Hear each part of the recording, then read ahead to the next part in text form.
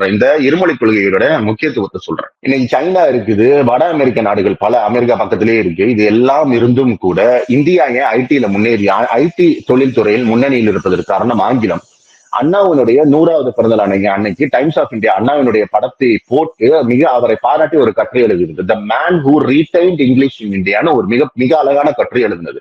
நம்ம இங்கிலீஷ் படிக்கிறோம், நம்ம தமிழ் படிக்கிறோம். அண்ணா எல்லாத்தையுமே சொல்லிட்டு போயிட்டாரு. சி நீங்க வந்து அசோக்ன்ற ஒருத்தன் கேட்கணும்னு தேவையில்லை. அண்ணா தெளிவா சொல்லியிருக்காரு. ஏன்டா உன்கிட்ட பேச ஒரு மொழி நான் கத்துக்கணும், வெளியே என்னுடைய வேலைக்கும் என்னுடைய வளர்ச்சிக்கு இன்னொரு மொழியை கத்துக்கணும். நீ இங்கிலீஷ் கத்துக்கிறேன், நானும் இங்கிலீஷ் கத்துக்கிறேன், இங்கிலீஷ்ல பேசிட்டு போலாம்ல, 2 பேரும் 2 மொழி. இது என்ன 3 மொழி? இன்னொன்னு 3 மொழி நீ எதை வேணா கத்துக்கலான்றது எவ்வளவு பெரிய அயக்கத்தனம். கேந்திரிய வித்யாலயில தமிழ் டீச்சரே நீ போடல. இப்ப நீ எந்த மொழி வேணாலும் கத்துக்கலாம்னா மலையாள டீச்சர் போடுவியா, தெலுங்கு டீச்சர் போடுவியா, நான் பிரெஞ்சு கத்துக்கணும் பிரெஞ்சு டீச்சர் போடுவியா, மராத்தி டீச்சர் போடுவியா? இது எவ்வளவு அயக்கத்தனம் சொல்றாங்க சார் அவங்க.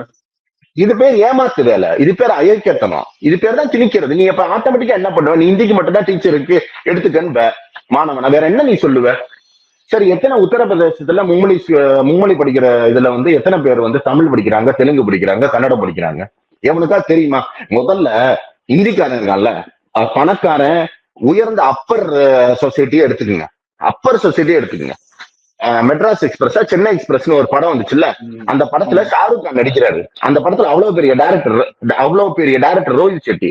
அவங்களுக்கு இன்னமும் தமிழ் வேற மொழி, கன்னடம் வேற மொழி, மலையாளம் வேற மொழியே தெரியாது. அவங்க என்ன நினைச்சிருக்காங்க, 3மே மதராஸ் மொழின்னு இன்னமும் நினைச்சு வாழ்ந்துட்டு இருக்கிற தங்களுடைய முதுகில் இருக்கிற அந்த இந்தி கூடு தான் உலகம் நினைச்சு வாழ்ந்துட்டு இருக்காங்க, இந்தியா நினைச்சு வாழ்ந்துட்டு இருக்காங்க.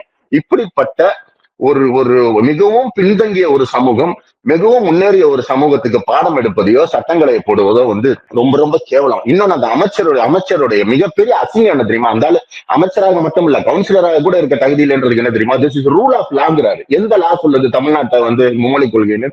தமிழ்நாடு வந்து கான்ஸ்டிடியூஷன்லேயே விலக்கு பெற்றிருக்குன்னு தெரியாது அவனுக்கு? அப்ப இதுதானே ரூல் ஆஃப் லா?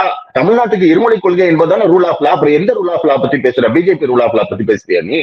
இவ்வளவு முட்டாள்தனத்தையும் மூர்க்கத்தனத்தையும் கொண்டிருக்கும் ஒரு கட்சி, நீ என்ன வேணா இங்க பண்ணிக்கலாம். இந்த கும்பமேளால போய் குளிச்சு கால்ரா வந்து சாகுறவங்க உனக்கு ஓட்டு போட்டுதான் இருப்பாங்க. அவங்களை பத்தி கவலை இல்லை. இந்த ட்ரெயின்ல ஏறுறாங்க பாரு, ஆடு மாடை விட மோசமா ஏறுறாங்க பாரு, அவங்க உனக்கு ஓட்டு போடுவாங்க.